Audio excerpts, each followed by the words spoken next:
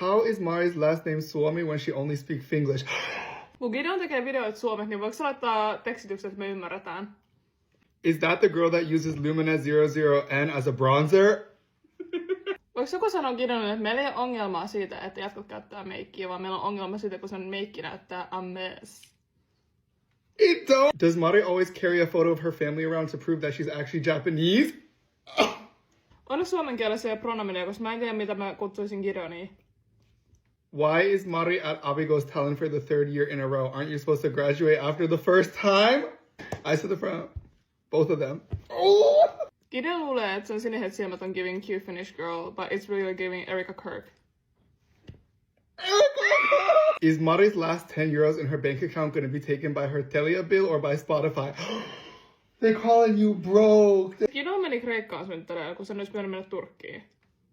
Is Mari always talking about uncle because she doesn't have anyone to call a dad? Miss Gideon tekee yhteistyötä ravintoloiden kanssa, kun se on nyt tehdä yhteistyötä Ozemingin kanssa. Why does Mari always act like she's serving an award just because her boyfriend in Inti?